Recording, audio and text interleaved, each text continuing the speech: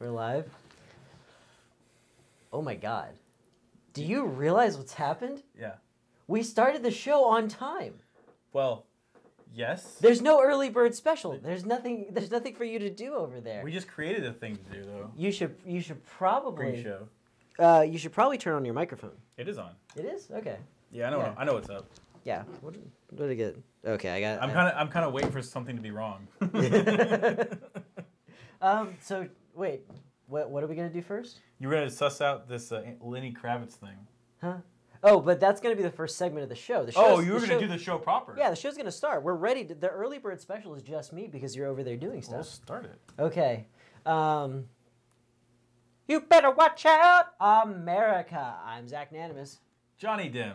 And you have been delighted and intrigued to be a witness, which isn't, those aren't the right verbs, to witness WarPod number 113. The WarPod is, of course, the official podcast of Warlock's Entertainment System, featuring, will you stop it? I was getting so we can talk to the people. Get on YouTube, guys. If you're watching on YouTube, you can talk to me. Yeah. Should we bottleneck them? Should we funnel them? Be like, this is where you're gonna. This is where you're gonna find us. Oh, my mom watches on Facebook, and so does your mom. And I feel like we'd have a lot of trouble getting them there.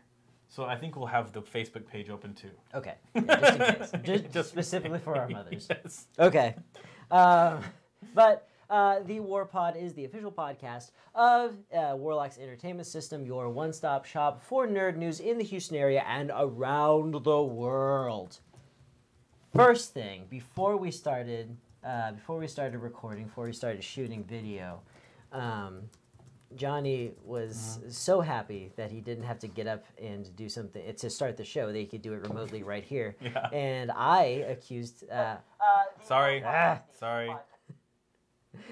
I accused him of trying not to be like a Kravitz, just off the top of my head. And he was like, you mean like a Lenny Kravitz? I was like, yeah, Lenny Kravitz has to get up all the time. He does most of his work standing. And Johnny seemed like he wasn't sure about that. I mean, I was just asking questions. Here's what we're going to do. We're going to Google Lenny Kravitz. And let's see if he's standing Let's most see of the if time? we can find one picture of him sitting. Okay. Because it's mostly going to be him playing guitar. Oh, I should do this where everyone can see it. Okay, is that easy? Yeah. Okay. I've actually prepped a lot for this episode. It's really weird. That is so, like, we're doing it now. Yeah. I am so surprised to be in the show right now. That is Lenny Kravitz. It's not Lenny Kravitz, but hold on. Okay. That was prepped. I prepped that for the show. Okay. That's the Star Wars trailer. All right. But we can definitely minimize this and bring up another tab and search for Lenny Kravitz. I feel like there's two Lenny Kravitzes. Okay. No, like, I feel like there's another entertainer who is very Lenny Kravitz-like. Images. Okay. Oh, he's sitting, second one. He's sitting in those two. Yeah, you know what? That looks like it's in his... This first one here, yeah. Actually, it's about 50-50. That actually looks like he's in his car. That's a panel. That's a talk show. Yeah, he's definitely sitting in those. This one's probably, he looks like he's sitting in this one. Yeah. Oh, you know what? Lenny Kravitz, I hand it to you. He's a sitter. He's a sit-down guy. Yeah. I completely misjudged my entire Kravitz game. Kravitz Gate debunked. I'm glad he's not popular right now. I really don't like his music. Oh, okay. I just wanted to put that out. When people say stuff like that, I'm like, oh my God, what did he do? What did he? Like, that's my. Nowadays, yeah, it's like, oh no. Okay. Who did he touch? So Johnny Dim. Yeah. We gonna front load this with the content that people want to see. What do people want to see? People want to see Star Wars. They do want to see Star Wars. People want to see Star Wars. We saw Hellboy today. We'll talk about that. Yeah. But we can front load it with the stuff that everybody wants. Yeah. And wants to rail on, which is Star Wars. Everybody wants to rail on Star Wars. It's just I've heard some negative. It's a thing that happens. Okay. Have you seen the trailer? I have seen the trailer. Okay. Let's watch it again. Let's watch it again. Let's break it down frame by frame. Okay? Frame by frame. Okay, this frame right here, very telling. Yeah. Starts in space. In space. Which is black. Yeah. Okay. Okay. Can I just say? Yes. Like, Did she run to this particular part of the desert because she's She out of must have. breath? She must have. But like, why'd she come here? There's not a crash speeder nearby her. Yeah. That you can tell. Which is. We've passed on all we know. Turn down just a smidge.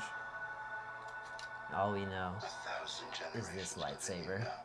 I love this scene that they're showing us. Yeah? I think it's awesome. I actually think it's kind of dumb.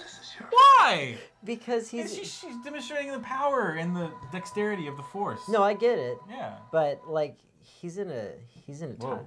Whoa. Whoa. Calm down. It's skipping. That might just be between the connection between this computer and that computer. Yeah. Right. He's in a TIE fighter. It's a very advanced air assault vehicle. Sure. So he should have been able to like shoot lasers at her. It's Kylo Ren. Obviously. I'm not convinced that's Kylo Ren. It may not be. Yeah. I think it's the robot Palpatine. Okay. That's my official guess. But if we're to assume that it's Kylo, Kylo is not very smart. Have we seen him be really specifically dumb? He can be prideful. That's what I'm saying. That's his whole thing with Luke.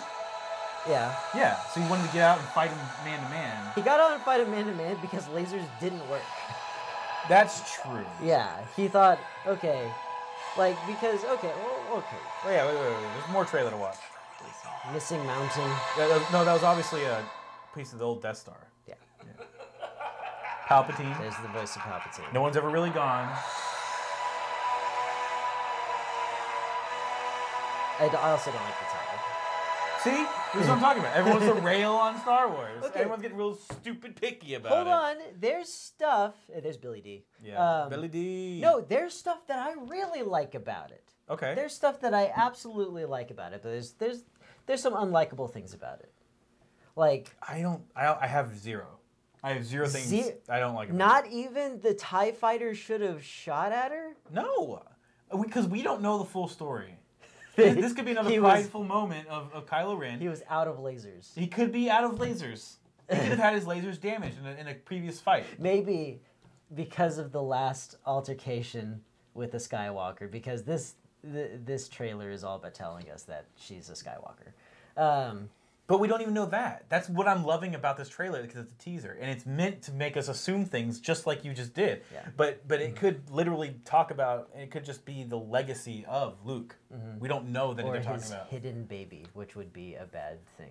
Yeah. Awful story. It's funny. I was talking to Jonesy about this, and he's kind of the same mind that I am. He kind of just wants all the theories to be true, like everything, just all at once, and partly just to make people mad because it's getting annoying how much people are just on Star Wars. They just want to complain and complain and complain about Star Wars, and it's kind of having a reverse troll effect now.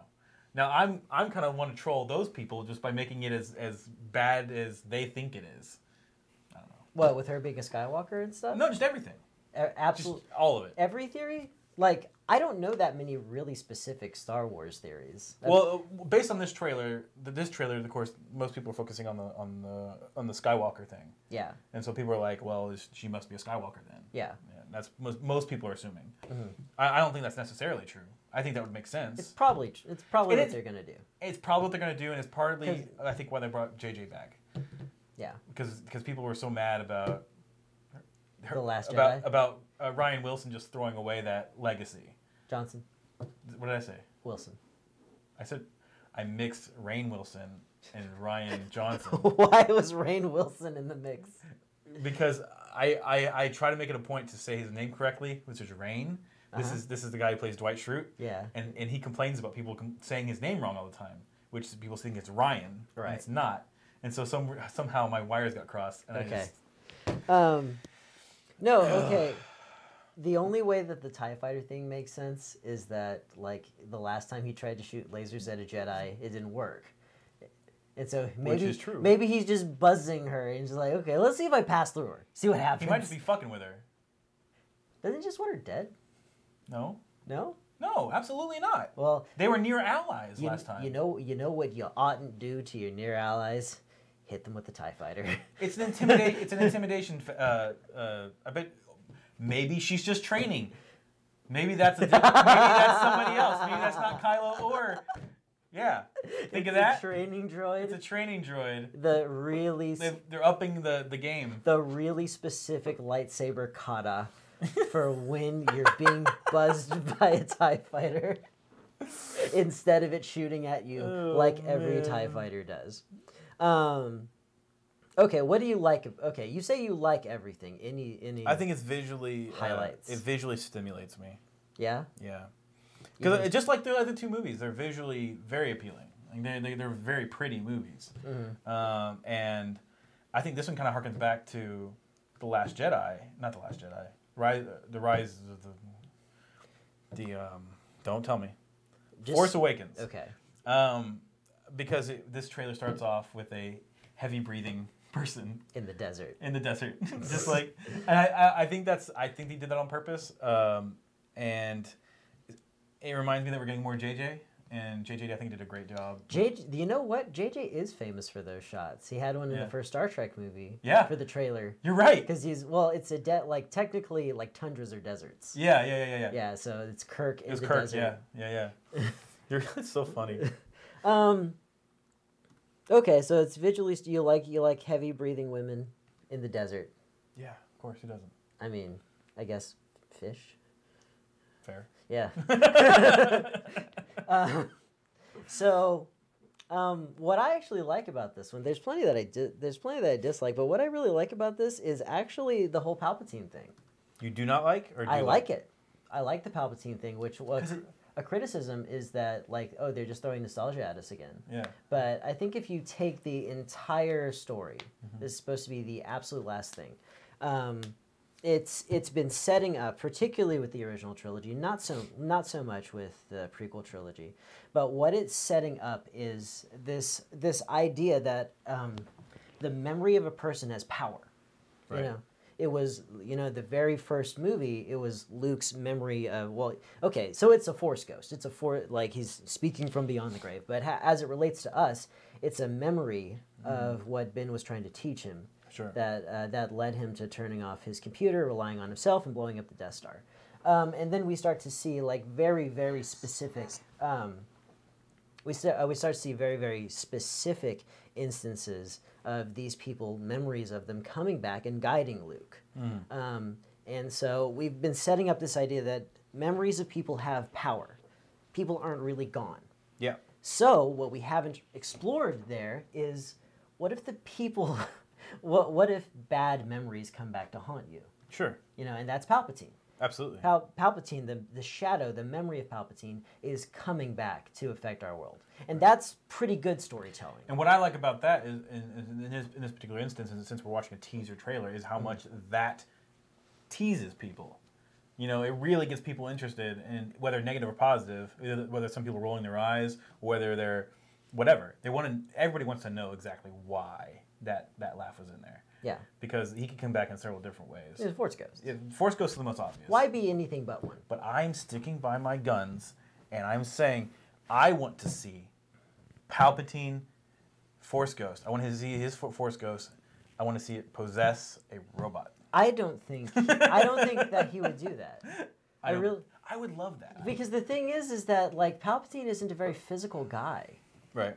He doesn't really like getting into fights. He has apprentices, and even if he does have to come to grips with somebody, he's got the Force lightning. He uses the Force to get his point across, rather than I think it was Red Letter Media when they were talking about the use of lightsabers in the prequel trilogy, that Palpatine was pretty dismissive of them. He was. In the original trilogy. He was like, pick up your Jedi weapon. It's a light stick. Yeah. Thanks for bringing a light stick and I'm a god.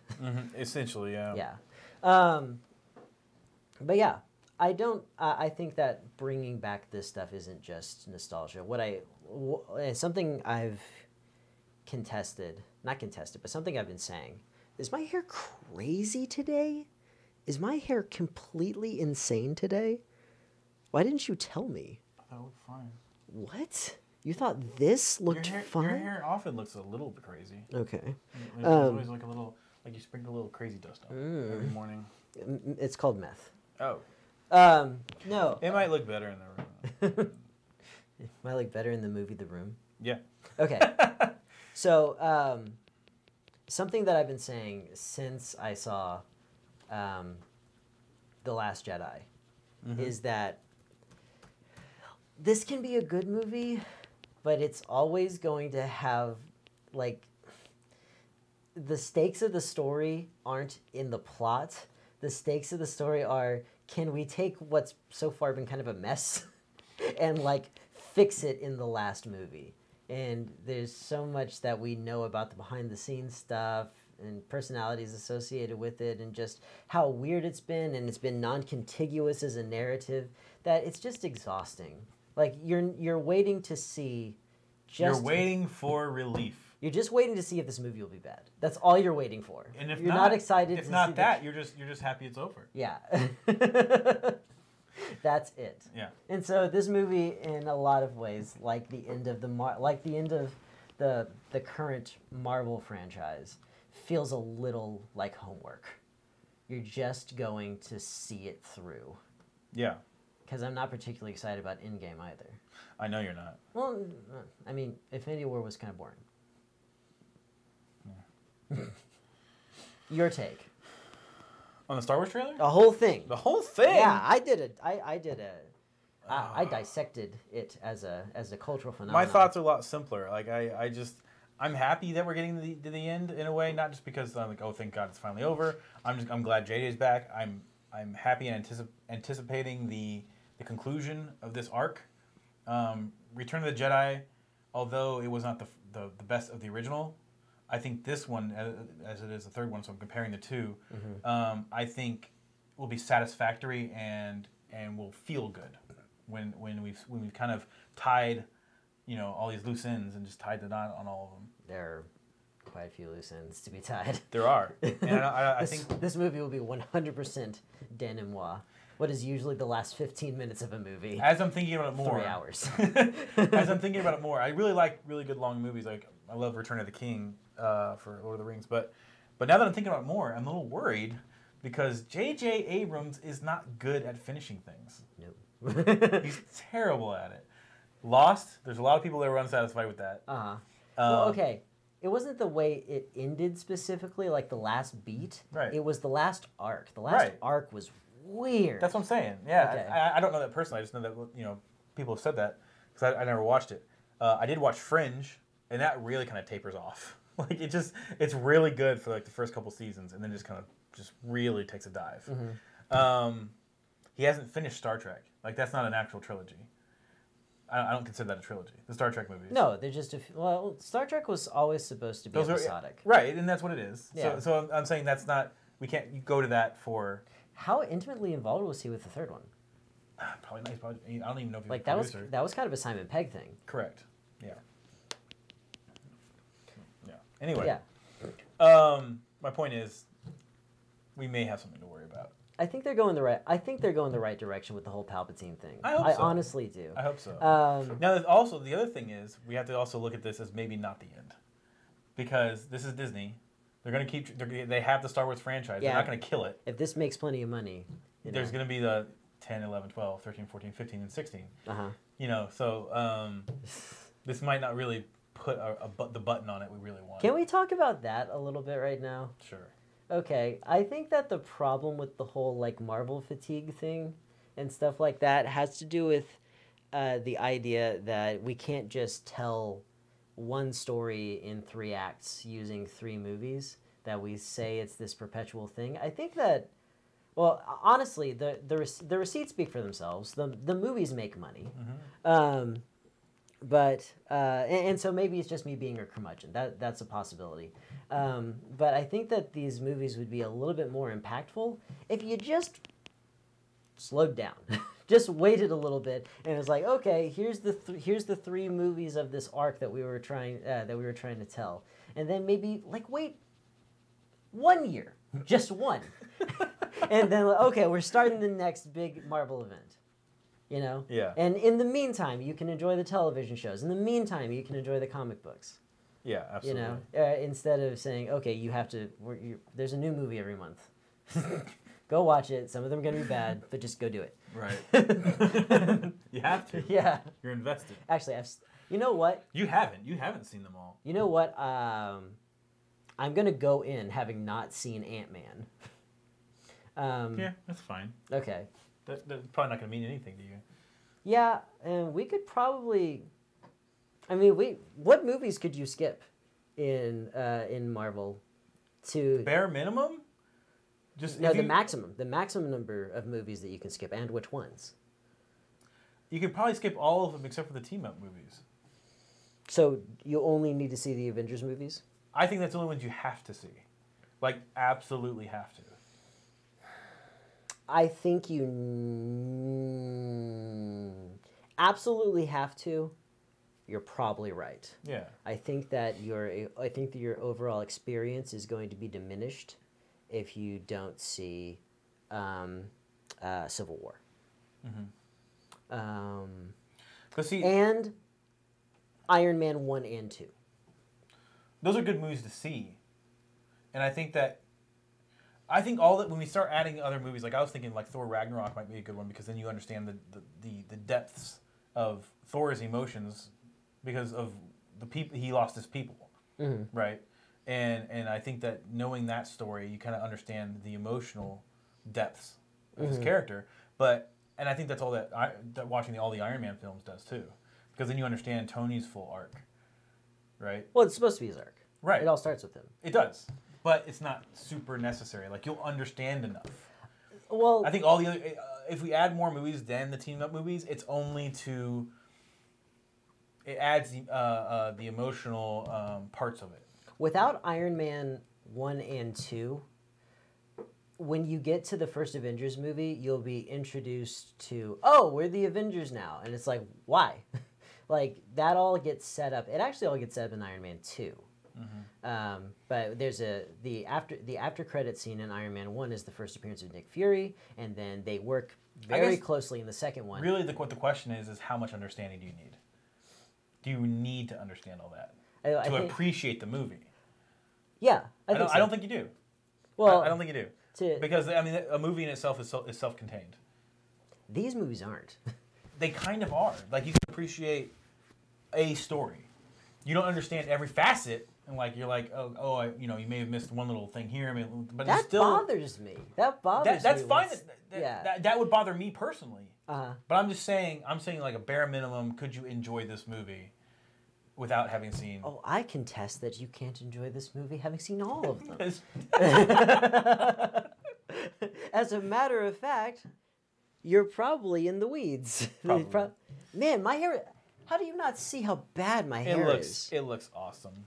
It is such a mess. Oh my god. Okay. Let's unpack. Let's unpack the true war crime that was Hellboy. Yay! Let's do that. Yeah. Yeah. So we saw Hellboy today, right before filming this. Yes, we woke up especially early on a Sunday. We're both very tired, for different reasons. But we're tired.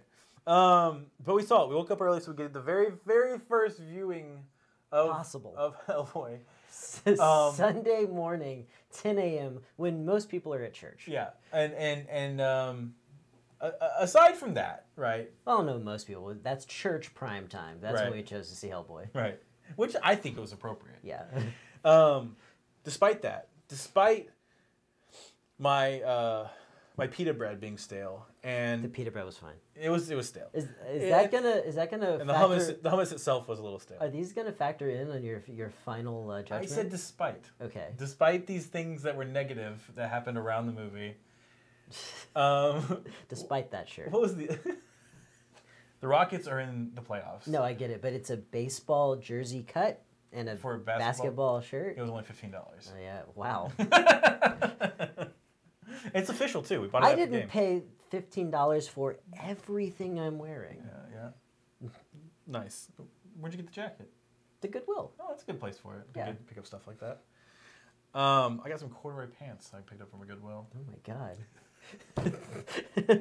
Okay. Despite your corduroy pants and Despite being tired, despite the pita bread being stale, and despite... What was the other thing? I had 3 things. Oh, despite the volume in the theater being too loud. I actually had to go and complain. Yeah, twice. Yeah. Yeah. But I don't think they ever brought it down. They did. Oh, just a little bit. Oh, it was oppressive. Yeah. I was going to get a headache if they kept it up that loud. Yeah. But anyway, despite these negative things, the movie was fun. It was actually a lot of fun. Yes. I really enjoyed it. It is the most metal movie I've seen all year. And probably in 2 years. In 3 years, maybe. That's true, but it's also playfully metal. Yeah. Because you're a metalhead from the late 90s, early 2000s. Correct. So you're Cradle of Filth. You're... Mudvayne, Slipknot. Puddle of Mud. Mushroomhead, yeah. And, like, that's all really, really negative. Oh, negative content, you mean? Yeah. Yeah, pretty much. Like, it's just screaming about pain and death at you 100% of the time. Absolutely. Where this movie doesn't. This movie's very tongue-in-cheek. It throws playful. A little hair metal in there, which is a much more playful time in metal. Yeah, some Motley Crue. That was fun. And one thing that I thought was really cool, I liked seeing this, was who's the guy who plays Hop in Stranger Things? What is his name? Is his name Duffy Brother? I think is what his name is. It's the only credit you ever really see in Stranger Things. That and Winona Ryder. It's the only ones you notice. I typed in who plays Hop, and that didn't work. Yeah. I'm going to do the actual... Hugh Hefner showed up in that. Stranger Things Hop actor. I'm just gonna do this. Google probably would have just found the... I just go to IMDb. Oh, boy. So many more clicks. Oh, no. Did I mess up? No, you're fine. It's just full cast and crew. Oh, there it is. Here we go. Jim Hopper. David Harbour. I like seeing how different those characters were. Because, Hop and Hellboy? Yeah, because he plays in Hellboy he plays kind of like a closed head injury, sufferer. He's such a meathead. Yeah. Sometimes he's literally just screaming, "Dad! You gave me a gun for Christmas, Dad!" And great. It sounds negative. Yeah. Based upon if you follow the show, stuff that I would like in movies, it's this doesn't seem like it would be it, but this is it was just charming. And one thing I said was it's like if the WWE made a movie. And I said a good movie because they do make movies. And I didn't know that. They make some terrible movies. But yeah, the whole thing was just rock and roll and beefy dudes knocking people around. Although one thing about was it James Harbour? Is that what we learned? Was that his name? No. What? David Harbour. Is it David? It's Harbour. The word's Harbour. Harbour. Yeah. David. David Harbour. One thing that was a little distracting, they use a lot of practical effects, and I really liked it. But David Harbour isn't a bodybuilder. You know, they added foam latex to him to give him muscles. But he was also chubby. And so he's got his little love handles in the back every time he's shirtless. Okay, so here's a list of all the WWE movies. Oh boy, the Scorpion King. That's probably the best one on here. No. Features WWE stars. I'm talking about made by... that's what this is. This is the WWE Studios page for Wikipedia page. They made the Scorpion King? Yes. Okay. They made the Rundown? As WWF Entertainment. I've seen Walking Tall. Walking Tall, I didn't know that was theirs. Yeah. I've seen Part of 12 Rounds. Inside Out?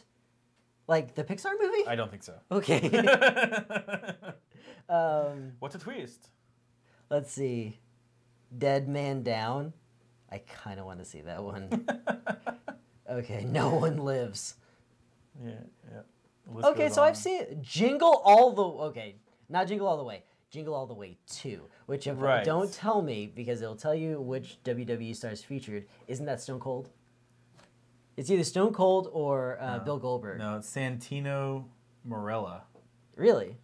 Yeah. Okay. 12 Rounds 3. Mm-hmm. I didn't know there was a 12 Rounds 2. Although I may have just said it. Scooby-Doo and WWE Curse of the Speed Demon. What? Who's in it? Various voices. Okay, so that's an actual cartoon. Okay. The Marine 5 Battleground. I'm just trying to find ones that I've seen. Killing Hasselhoff? What? Killing Hasselhoff in 2017. How did you miss it? That's so weird. Straight to video. Most of these are straight to video. Okay. And that's pretty much it. Oh, except for the 6th Marine movie. Yeah. Okay. But yeah, one thing that I said immediately after watching this movie was that it really ought to have been 2 movies. Okay, so we should decide when spoilers are going to start, and we should probably give ratings now. Yeah. Okay. I give this movie an 8 Out of 10. out of 10, Okay. or an 80%. Okay. I would give it an 88. Wow, where'd that extra 8 come from? Well, I kept thinking about it. And I was actually gonna go with 90 at first. That felt too high, so I just went a couple of points lower. Okay. Well, you know what we've never established? Baselines. Baselines? Which, because 0's the worst, 100's the best. Yeah. If these are gradations up to your very favorite movie, we're ramping up to Willow. For me, yeah. Okay, Yeah. Willow pinnacle. Yes. Okay, The best movie the ever made. best movie possible. Yeah. Okay. I probably wouldn't give Willow 100. I know it's not the best movie. Okay. I know personally it holds a special place. Okay, you like Dunkirk. But, Dunkirk's great. Yeah. Yeah. Well, is that your favorite? But I think I don't want to be. I feel like I'm being cliche if I do this, but I think The Dark Knight would be my favorite movie. That's fair. I It's a think very good movie. It's a very good movie. I just don't want to be. It's got some problems. It does have some problems. Like Two-Face. Wait, what's his problem? He's in it. like the third movie should have been about Two-Face. Okay. And they just set him up in this one. Right. And then we could have even though Two-Face isn't the most iconic Batman villain, we could have talked about the duality of man and what it means to hide behind a mask, and all that could have been Two-Face stuff while doing some really interesting and creative I'm happy exploration. they try to tackle Bane. And I thought there's a lot of good things they did with Bane, but there's a lot of problems with that story. Oh boy. There's a lot of problems with that story. There's a lot of problems with that production. Yeah. Yeah. But anyway. Okay. So gradations up to that. This is okay. You changed your rating based upon an emotional feeling, and that 90 was too much. It was too close to The Dark Knight. I don't think it was quite polished enough. The story wasn't, and although I appreciate it, I thought that Hellboy, the contained story, what they did within that 2 hour and whatever minutes, there was a lot of things that made sense. And I thought that they did enough callbacks. They made enough. It was intertwined very well. Yeah. That's how I felt. Like when you weren't really sure why the what was the girl's name? I don't remember her name. Which one? The youngest one with the dreads. Alice. You see, I wasn't sure why she was there, and although she was she complimented Hellboy the character for a while. But it wasn't until that last scene when the father. Okay, wait. So that was a spoiler. We're getting into that was a spoiler. Sorry, but it wasn't until that last scene where I really thought she really her character got a button. That made sense. Okay, since we have our ratings, okay, and I'll say this, and I'll go into it in depth in the spoilers. So we need to set a timer because this is live. We're gonna do spoilers. We're gonna talk about Hellboy. We're gonna talk Hellboy spoilers for exactly 15 minutes. Okay. Okay. But let me actually. I'm gonna put it up on screen so people can see it. What, the timer? Yeah. Oh, okay, that's a good idea. Oops. Yeah. Oops, we canceled everything. Oops, it's all over. I just need to bring this back. I did it again. I made a mistake. Lenny Kravitz again. Enjoy. Lenny Kravitz just sitting all over the place. Just sitting down. You earned it, man. What? No, you're right. Yeah. Okay. Yeah, 15 minutes. Okay. And we're just going to leave it like that? Yeah. Why? People can tell. That's... They'll know how to skip forward. We should have... Oh, why? There's no way to put it in the corner? We're doing it this way. Okay, fine. You're wasting your time. All right. The thing about Hellboy being okay, so you're talking about Hellboy being intertwined, like with itself. And yeah, like I thought everything there's a lot of callbacks. Yeah, everything made sense. I thought it was really confined or contained well. Yeah. Actually, I really disliked the way her power worked. Why? Because so at the end of the movie, you've got Ian McShane, and they're trying to have a pretty emotional moment, but her power is that when she communes with the dead, she can create a physical avatar out of her own intestines that spring out of her mouth. And it doesn't even make them. They're astral intestines. It's different. It makes their head and then like scary stories to tell in the dark like animation Genie. Underneath them.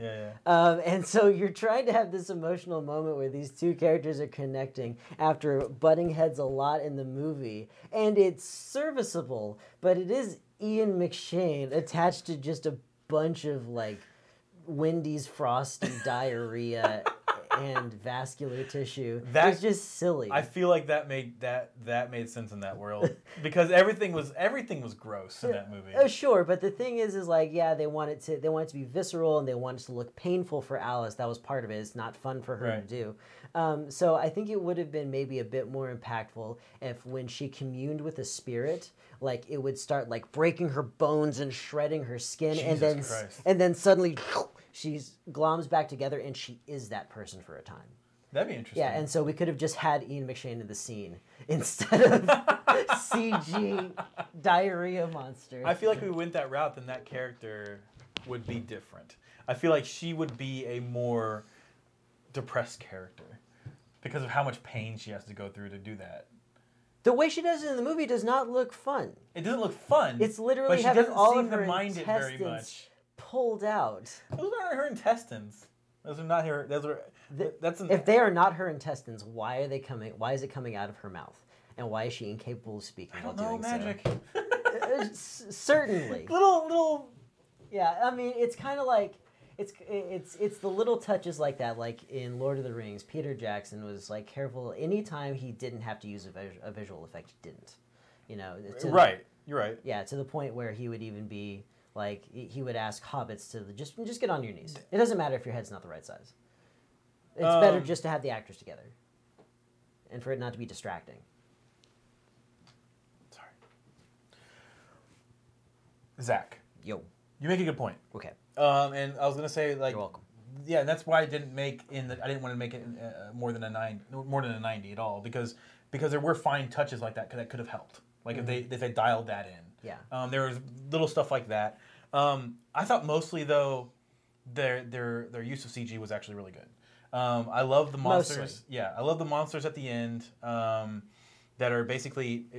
So this is definitely spoiler territory if you're just jumping into this just now. Yeah. But that's what the timer's for. We have that much time to talk about spoilers. But there's a bunch of these. You see them in the trailer. These big demons that come out and just start killing people. They're left and right. They have shades of Attack on Titan. They do a little bit.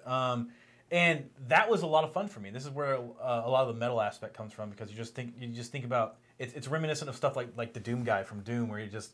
In the new Doom where he's just tearing apart demons. Like, there's just gore, blood everywhere.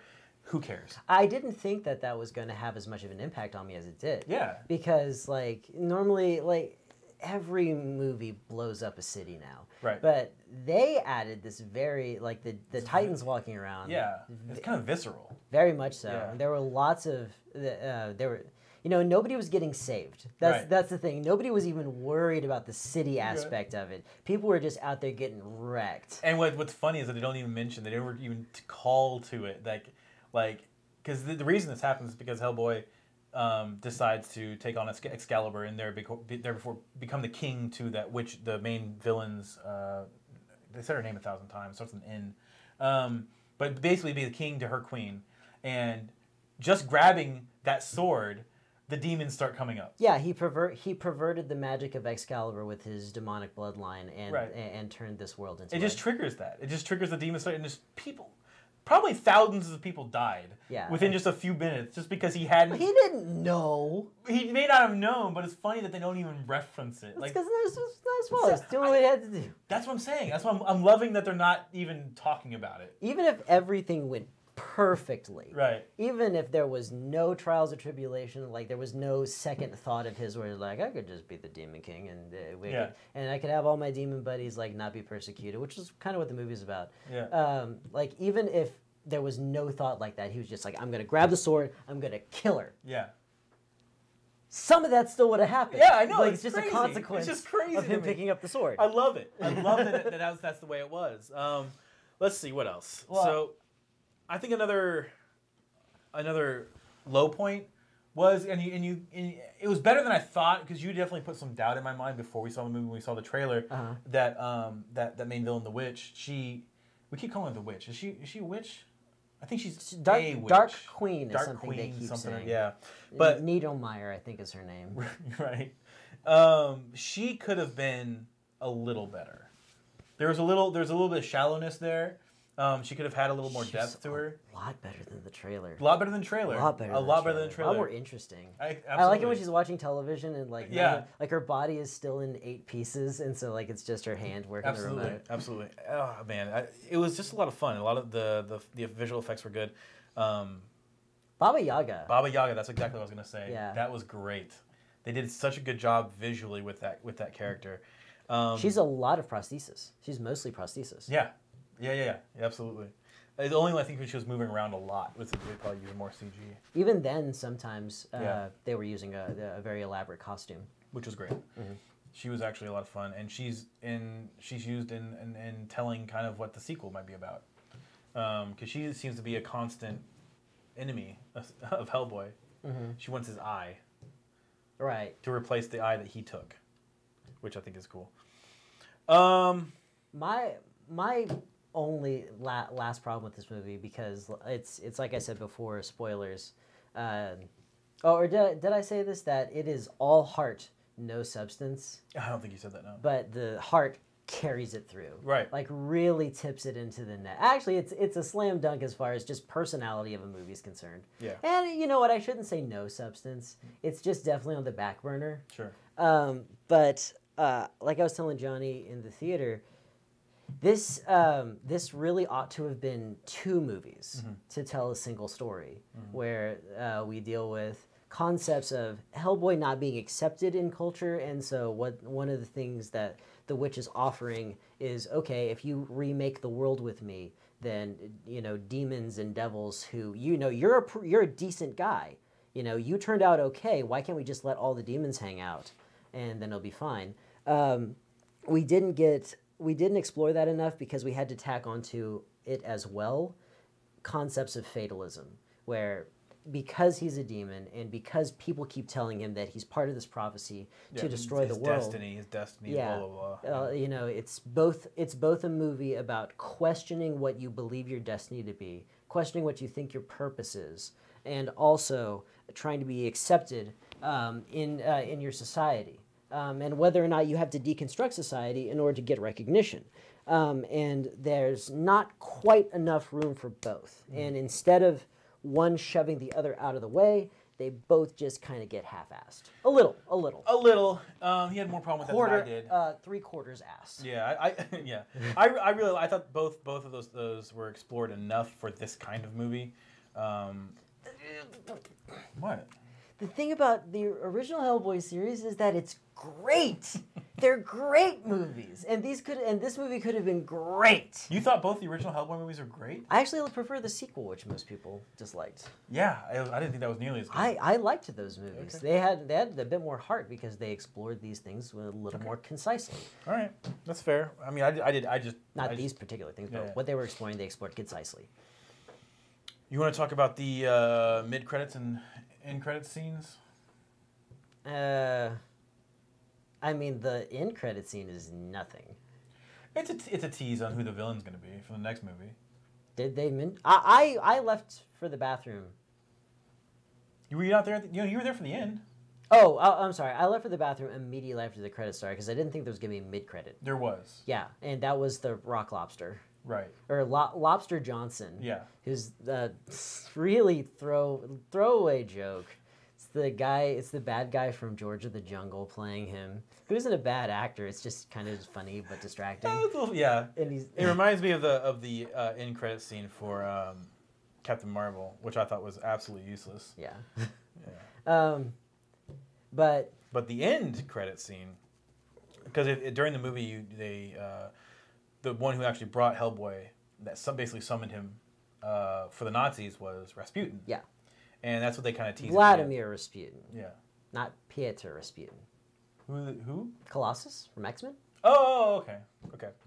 I thought there was two different Rasputins from history that I was missing. I was like, is there another one? But no, so he's the one who's going to be probably in the sequel, because there's definitely going to be a sequel. I mean, there's got to be. Yeah, I mean, like, you get an inkling that it's going to be him, but it's literally just a close-up of Baba Yaga, and she's like, if you get the eye, I'll give you what you've always wanted. She's like, what do I always want? And she's like, to die. And to finally die. Yeah. Which is a really cool little thing, because that's the whole thing about Rasputin, is they tried to kill him multiple times, and they had to try multiple times before they got it right.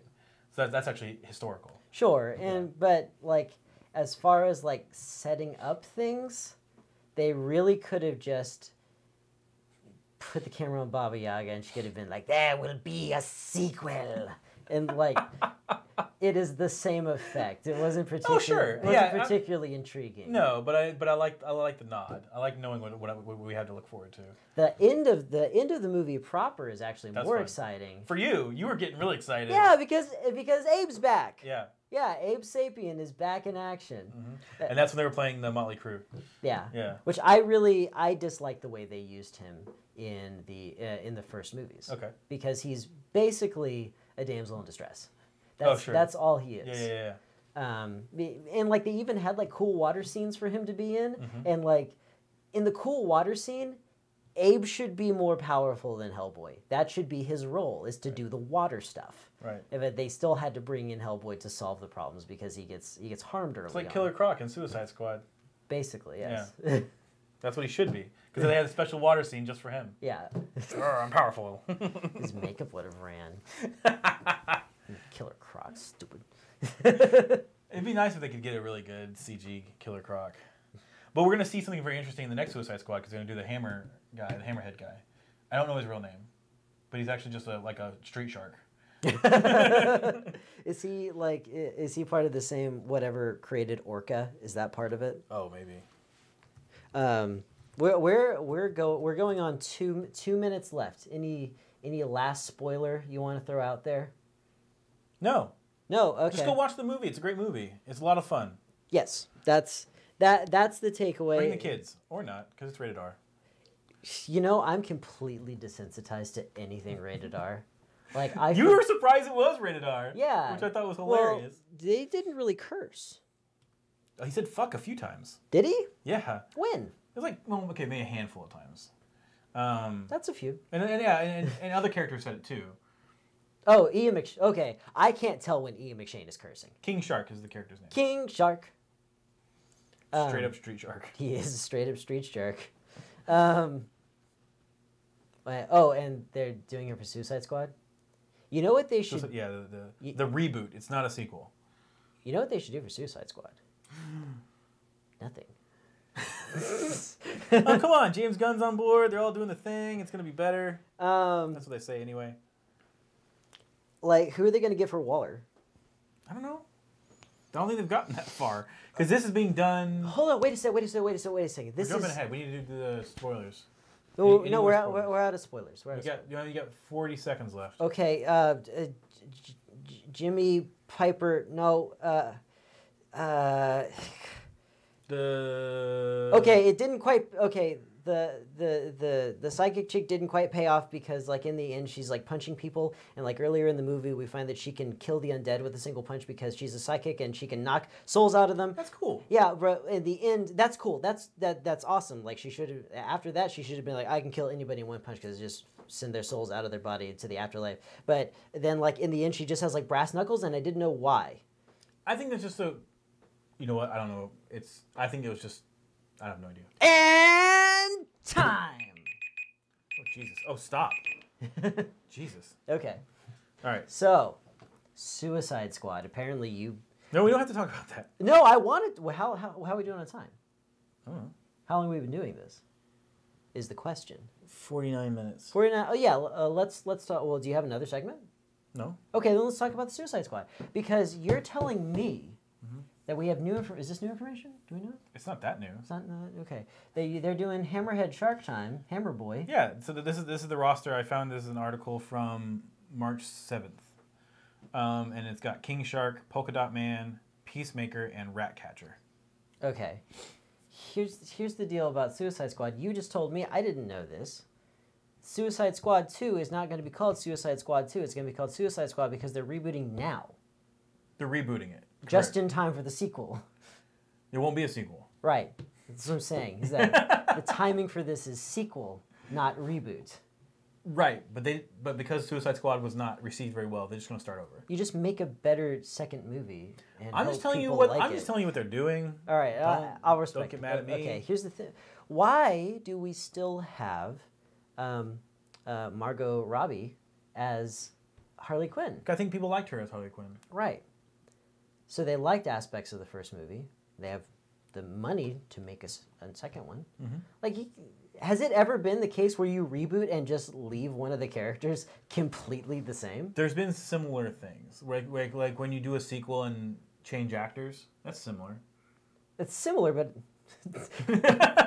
it's similar in that it has something to do with a movie and the actors that play different roles. But I'm talking about like they didn't start the Christopher Nolan Batman franchise with Michael Keaton. Right. You know? For good reason. Well, he's a little older. Yeah. They didn't start it with okay, Chris O'Donnell could have played Robin in the Christopher Nolan sequels. He would have fit in just fine. They didn't do that. I would have hated that. Yeah. Well, I didn't like Robin in the third one anyway, because it was dumb. Well, he wasn't. Yeah. Yeah. It wasn't traditional Robin. It wasn't any kind of Robin. No. It was a future It Robin. was a cop. It was just this. Actually, cop. the way they played him, he wasn't really going to be Robin anyway. He was going to be the next Batman. He was going to take up the mantle. Which is what Robin did. Eventually, yeah. Okay. No, that's super weird that Margot Robbie's going to stay on it. And I like Margot Robbie was fine as Harley Quinn. Okay. I'm not saying that she should be taken off the project based upon the merits of her performance. I'm just saying it's super weird that we're changing absolutely everything about it, calling it Suicide Squad 1, and like leaving certain aspects of it the same. Mm-hmm. That's odd to me. It's also odd to reboot now. Do you know anything about Peacemaker? No, I don't. Is he even a villain? I don't know. He is an agent of peace, whose motives are driven by an extremist form of pacifism that makes him love peace so much he would kill for it. That's cool. It's interesting. I like that. It's interesting. That's an excellent character to go with. Okay. Oh, okay. Peacemaker is the role that sources say James Gunn, likes for Dave Bautista. I heard he was going to try to find a role for him in Suicide Squad. You know, after the dedication that Dave Bautista showed, leading up to Guardians of the Galaxy, I'm not going to put anything past him. No, he's a great actor. Yeah, well, he's a very dedicated performer, and he knew that there was some things that he would need to change about his competencies as a performer, and he corrected them in time so that he could do a good job on the film. Absolutely. Yeah, because I think before Guardians of the Galaxy, his background in theater was hitting people with chairs. Sometimes. Yeah. Mm-hmm. There is some of the best pro wrestlers are good actors.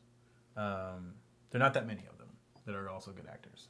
Because it's oftentimes exaggerated. So you're saying that it's a lesser form of acting, kind of like how I feel like soap operas are a lesser form of acting. Mm-hmm. It's that kind of same kind of thing. The best actors, the best wrestlers are usually good actors. The Rock was pretty good. I like The Rock a lot as an actor. I really just like watching him. Don't let me hear you say that. It's Dwayne Johnson now. Dwayne Johnson? Can I mix the two? Well, he transitioned himself. Can I call him the Dwok? No. Why? Oh, you know what? I'm not gonna tell you what you can or can't do. You know what? I have to can- put you can do Johnson that. in there. I'm gonna from now on. Dwok He is Johnson? the Dwaj. Dwayne Johnson? Dwaj Johnson. You heard it here first on the WarPod. But I noticed that when he actually transitioned into movies, he went as The Rock in his first movie, and then I thought he was Dwayne the Rock Johnson. That's what I'm saying. He was The Rock first. I think Really? even went through as The Rock. I think in Scorpion King, because that was a WWE production. We just found out. Well, yeah. But then he went Dwayne The Rock Johnson, and then he eventually dropped The Rock after he got enough recognition. You'll always be the Rock. Yeah, that's You true. you can't escape it. Yeah. Yeah, because we can smell what you're cooking. And it's The people's champ. very clearly mineralistic culinary. He had a thing where he talked about pie a lot, in reference to women's genitalia Really? in wrestling. Yeah, What did he have to say about it? he just referenced it a lot and just called it pie. It was always a euphemism. I remember they did a Thanksgiving thing that was actually they got a lot of different pies. Did he have sex on a lot of episodes of WWF? It's like, what was he? No, I'm And just. tonight, here in the squared circle, your man, The Rock, is gonna be having sex. Zip. That was just a loose memory that was just floating about in my head about The Rock. There was a lot of, especially back in the early 2000s, in the Attitude Era. The Attitude Era, yeah. They crossed that line a few times. There was a Val Venus. Do you remember him? No. His entire entrance music was a euphemism. Well, They would just show. Was it slippery when wet? No, I don't remember the exact song, but it was definitely hinted at sexual stuff. But then the video that would play was all stuff that was supposed to make you think about an ejaculate. They had like an oil derrick spewing out oil. They had a couple different things. And his name was Val Venus? Val Venus. He didn't wrestle that far into the 2000s, but in the late 90s for sure. Like, was he just hoping people would accidentally say Velveeta and remember his name? That's a good question. Because, like... I don't know what he ended up doing, to be honest. Cocaine. Like all of them.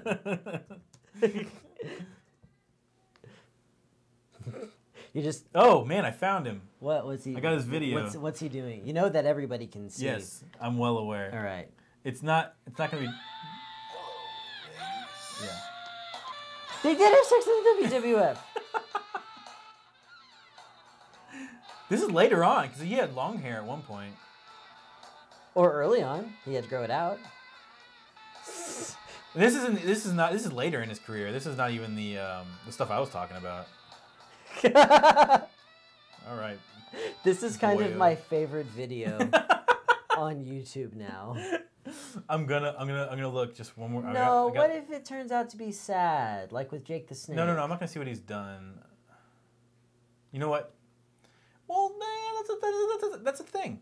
What? That's a thing. What? That Jake the Snake is sad? No, that there are a lot of wrestlers have sad history. I'm just gonna look and see when he stopped wrestling.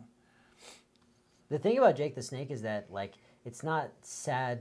You don't think of it as sad for him personally because, like, I think he got, like, animal abuse charges. Because, like, he had to sedate the snake. What? To bring a snake to... Oh, you had to actually sedate an actual live snake. Okay. I didn't know what the hell you were saying. I just know it rhymed. I was like, what are you saying? You know, he had to sedate the snake many a time in his wrestling matches. He ended up doing the independent circuit. Okay. 2009 to present, so apparently he's still wrestling. Okay. Is he still under the name Val Venus? I don't know. I think we're going to be able to hear your son Maybe on the stream. Yeah, we'll end it Maybe we here. should wrap it yeah, up. we're pretty much at time anyway. Okay. But yeah, if you're curious, go look up some more Val Venus facts. And I think that's really what you ought to take away from this episode. Is that I remember a wrestler called Val Venus. And that you should too. And on that note, Johnny Dim, first off, I would like to invite everybody, if you enjoyed the video today, to like, comment, and subscribe in whatever form that takes on our multi-streaming service. You know, We're not done. I just realized we have to talk about Comicpalooza. We do have to talk about Comicpalooza. Comicpalooza is a comic book convention. It is native to Houston. It's going to have lots of great guests and great panelists. Do you know why I say great panelists? Because we're on panels. We're on a panel. That's right. We're on one panel. We have one panel and one show. We'll be, we don't have the schedule yet, but we'll be doing how to add a visual element to your podcast. Let's kind of where we left off last time. I want to highlight a different part of Comicpalooza each time we talk about it, the weeks leading up to it. So let's talk about the gaming. I'd also like to mention that Johnny's son's mother is tending to the lad. We didn't just leave him in a room. That's fair. That's a good thing. That's a good thing to mention. You don't hear him screaming now because she's trying to feed him or change him or something. Because that's what usually what he's complaining about. He doesn't like to be messed with. He doesn't. He doesn't like to be fed. He doesn't like to be naked. Doesn't like diaper changes. No. Oh, he doesn't like anything. Worst baby 2019. Yeah. So they have. It looks like they have some competitive video gaming going on this year. They did it in years past. We just haven't really participated, so we can't speak a lot to it. I mean, it usually happens upstairs, and it's popular. It's probably going to be like PUBG this year because it was Overwatch last year. Was it really? Yeah. Okay. No, not PUBG. Fortnite. It's probably going to Fortnite. Fortnite. Yeah. Or Apex Legends. Keep dreaming. Yeah. But they have they're free play. For the non-competitor or those who wanted to compete wanted to practice before combat, our free play areas hosted 30 to 45 minute sessions with access to our library of Steam games. So they're going to be the computers that they have upstairs usually. Okay. Now I'm hoping, because they don't mention it here, but I'm really crossing my fingers here and hoping that they have the pinball machine that they had last year. Snowball's chance in hell. Because that was a lot of fun. I got to play the Guardians of the Galaxy pinball machine, which is a lot of fun. Stupidest thing I've ever heard. What else? There was a bunch of other ones that we played. That was one I did really well at. But they usually have a bunch of arcade games that are on free to play. Usually, I think they're I don't want to speak out of turn, but I think they're provided by joysticks. Probably. I think, which would make sense because they're right next door.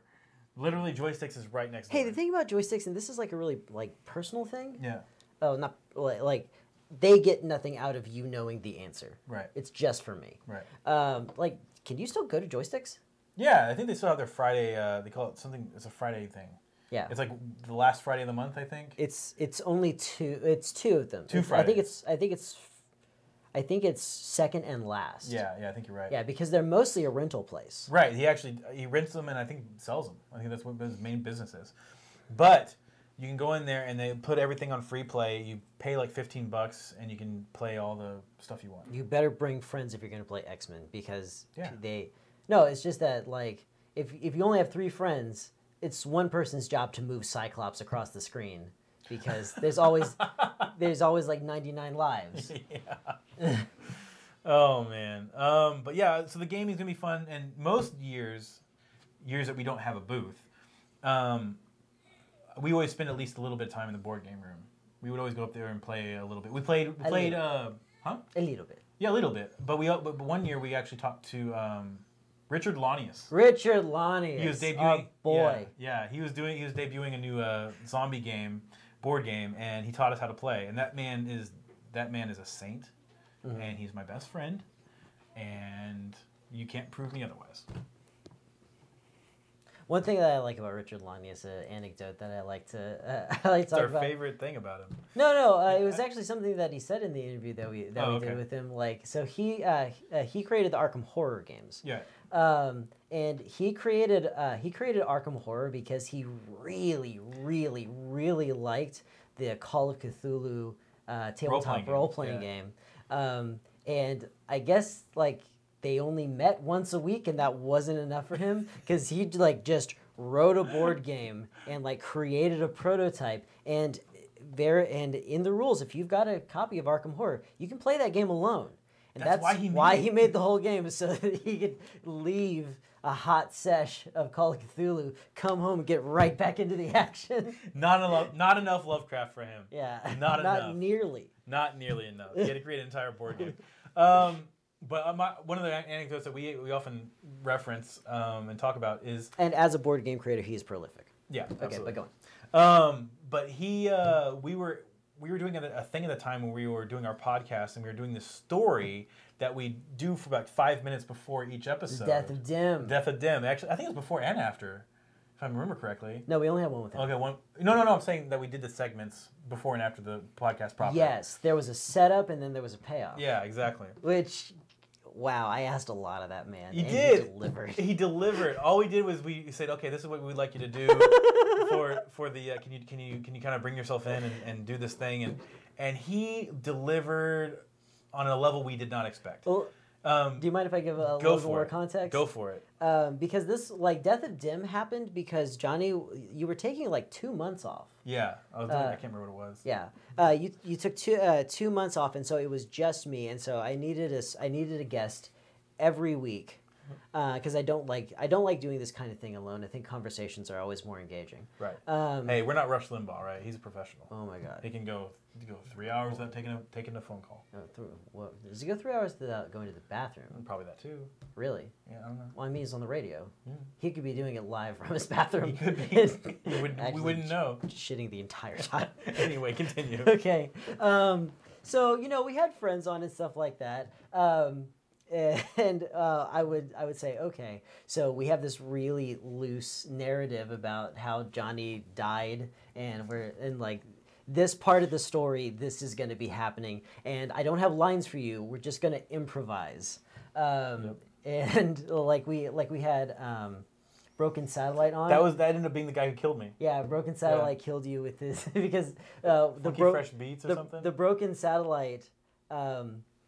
You were in a coma, and I brought you to the Broken Satellite and trying to help him, trying to help you. Mm-hmm. And Broken Satellite was an installation with an AI system. So for the podcast, I was speaking to the Broken Satellite AI system. Yeah. And he blasted Johnny and killed him with his beats. His funky fresh beats, I think. So we get to Richard Lanius, and Richard Lanius in the board game community is a known person. It was a celebrity interview. Mm-hmm. And so with no emails, no nothing, he comes on to what's the name of that service? Before Hangouts, we used what? Skype. He comes on to Skype, and I'm like, oh, by the way, Richard Lonnie is someone who's already being nice to us by taking out a significant amount of time in your busy schedule to talk to us, and we're not paying you. You also have to do some improv theater before and afterwards. And he was like, yeah, okay. And I got real nervous because I felt like he might be going into this a little half-cocked. Yeah. Maybe didn't know exactly what we were going for. No, he was an experienced role player. Yes, and it showed. It did. So good. Yeah, he was great. You got to do the line, though. Before it was a podcast setting where you just spoke as your character, and if we need to describe physical action, we would do reactions like, why are you punching me directly in the kidney? Right. But he started self-narrating. He DM'd himself. Yeah, he assumed the role of the narrator, and so I was like, okay, so I'll start standing over Johnny Dim's corpse and be like, oh, Johnny. Oh no! When he appeared, that was the best part. Yeah, that's what I'm saying. Okay. It's you were doing you. Okay. Yeah, sorry, and go so ahead. I was like, Johnny, laying there lifeless. What am I to do? Now it seems relatively soon I'm going to run out of oxygen, and it's just going to be our two corpses drifting through the vast abyss forever. There's a swirl of light, and out steps Richard Lanius. It's like, damn. It was the best. It was the best. And that all comes back to Comicpalooza, because we all kind of only talked to him because he was going to be at Comicpalooza. Exactly. We've met some really cool people like Miltos Geronimo. Yeah. Miltos Geronimo. Miltos Geronimo. He was epic. And what sucks is that some of these episodes are lost forever. Yes. I've kept a lot of stuff, but I had to start deleting stuff off of my hard drive, and our website ended up, we let it lapse. Yeah. And so everything that was on the server is gone. Yeah, and Warlocks is now a bondage online retailer. Yeah. Yep. Nailed it. All right. All right, but that's all we got for today. So that's all we have to say yeah, about this we're year's gonna- Comicpalooza. We'll talk about another part of Comicpalooza next week. Comicpalooza is going to be May 10th, 11th, and 12th. We're going to be there all 3 days, doing panels, doing shows, playing games. Stop by our booth, because one thing that we're very careful about, because con circuits like this, sometimes they fall into this into this trap of like everyone's a store. Yeah. Okay, are we a store this year? Absolutely. Is that all we are? Never. Never. It's going to be engaging. You're going to play games. You're going to win prizes. You're going to buy stuff. You're going to watch our show. It's going to be a good time, and I want to see you there. I want to see you all there. And I'm going to give you a little slight preview here of what I'm going to be selling at our booth. This T-shirt here. The very suable. The what? The very copyrighted. We're going out on a limb. We're Yeah. going out on a limb. But yeah, I'll have plenty of these shirts ready for your purchase. The name of your store is Cease and Decisive. Cease and Decisive. But yeah, so that's just a preview there. Especially if you're a Rockets fan, that'll be fun. I'm going to try to get at least one of the design printed up, but that shit's expensive. All right, so that's all we got. Yes. So on that note, I think it's time to say goodbye, everybody. Goodbye, everybody. Have fun. Just end it. Okay. Just, you always add something. I always feel like there's something just a little more we can squeeze out of you.